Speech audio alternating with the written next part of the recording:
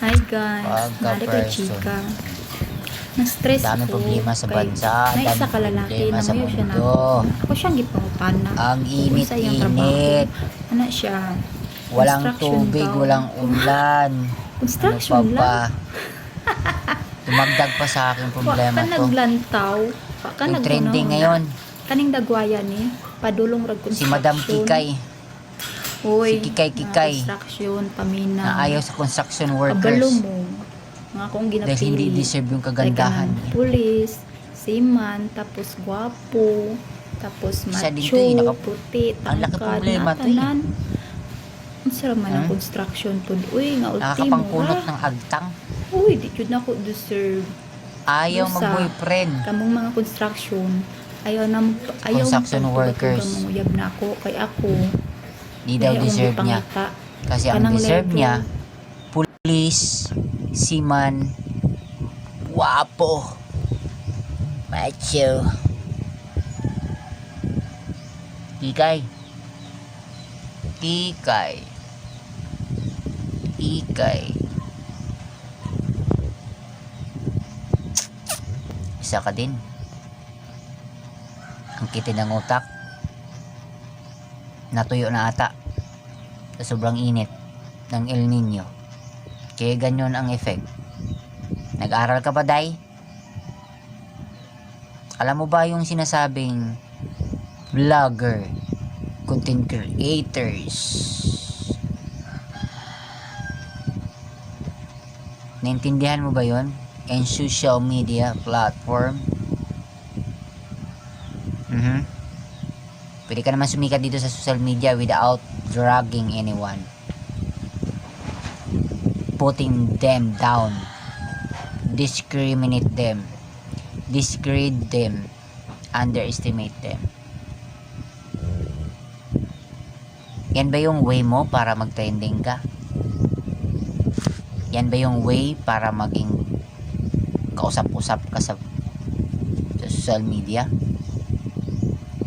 May nangligaw, construction workers, hindi daw deserve. Tinatanong mo ba sarili mo kung deserve ka din ng isang construction worker? Nag-aral ka ba? Naituro ba sa magulang nyo? Naturo ba sa teachers nyo? Kasi marangal ang trabaho ng construction workers. Hindi mabuo yung mga buildings, establishment, bridges, road kung walang construction workers. Guys, take note, ang construction workers mga Metro Manila and provinces, pwede sila mag-demand. Hawak nila kung magkano sahod gusto nila. But the minimum is 500 even the provinces. Now, maghanap ka ng trabaho sa province ngayon na worth of 600 or 500 to up per day.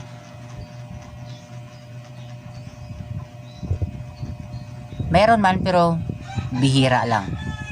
Pero when we say construction workers, sila yun. Earnings per day, salary is 500 per day.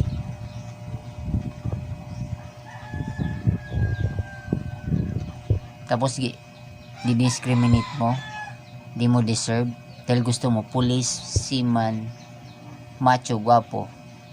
Hoy, wala ka nahiya sa mundo.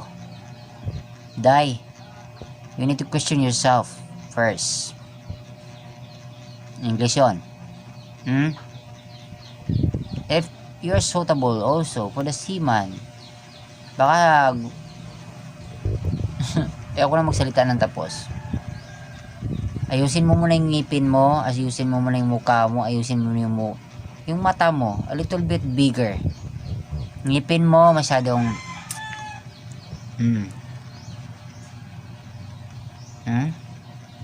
ilong mo masyadong malaki. Ay, sorry naman. Ang pogi ko kasi. Pero itong mukha to, at least blessed Paul. Pinanganak, mahal ng Diyos, at hindi kailanman manghusga ng ibang tao and physical appearance. Yes, walang perfectong tao. I did. Pero hindi ko kailangan pangalandakan dito sa social media. Or, what the hell are you? Sabi mo pa, macho at gwapo. Mga artista nga, hindi nga nagdidima ng mga boyfriend. Ikaw pa. Mahiya ka naman sa balat mo, day. Natawag ka pang content creators and vloggers. Vloggers ka ba? Mangga ka ata eh. Mangga gamit. Ay, sorry naman. Mangga gamit. Ginamit ang isang content na construction worker para maging famous ka. And according to the people nagdidepend sa'yo, famous ka nga daw. You're having 20,000 followers. Ganun na kalaki ang utak at mag-discriminate ng ibang tao. Yung million nga hindi nga magawa-gawa eh. Like iba na alaw eh. Sino pa ba? Ang daming sikat na vlogger. Ikaw, ano ka? Bagong salta? And then i-discriminate mo yung construction workers? Who are fucking you? Ang nakakaya lang, Bisaya ka pa, day. Nasano mong dinadown yung mga ugaling Bisaya, day? Nadadamay sa kagagawan mo. Hindi naman ganun ugali ng Bisaya, ah. Ano nakain mo? Dahil ba yan sa El Nino, natuyo utak mo? Ano ba yung kinakain mo dyan sa Davao? I mean, Mindanao area rather. And then, ma-discriminate ka. Ang workers na construction na trabaho, marangal, mabigat. Kaya kang itapon yan kahit saan. Kaya kayang basagin mukha mo. Hindi nabubuo ang isang construction industry if without professional individuals. If without any degree holders. Masyado mo kasing generalize eh. Hanggang dito ka lang eh. No? Utak talang ka. Kasi akala mo pag sinabing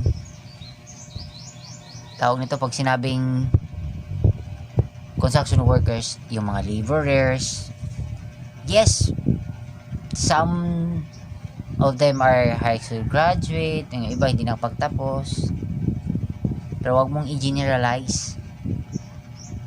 At the same time, kahit hindi man sila natapos, at least may marangal na trabaho, hindi palamunin sa pamilya, hindi pariwara. Alam mo yun? Kahit construction workers, hindi naman nanghihinang yung pagkain para sa'yo eh. Eh kung na-disappoint ka kasi niligawan ka ng construction workers, deserve mo. Kasi nagmamatter kasi yan eh. Alam mo yun? Sino ka ba? Artista para ligawan ni seaman?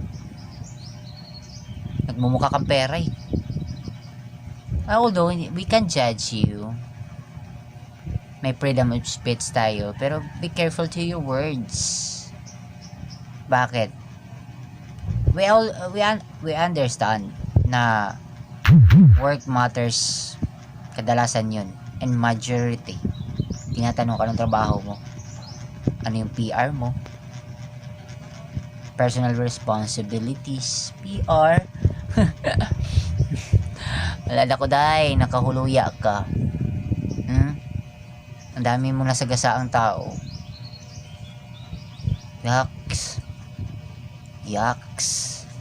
Guys, alam niyo niya lahat ng pinapatrending nyo lalo itong kikay-kikay na to eh.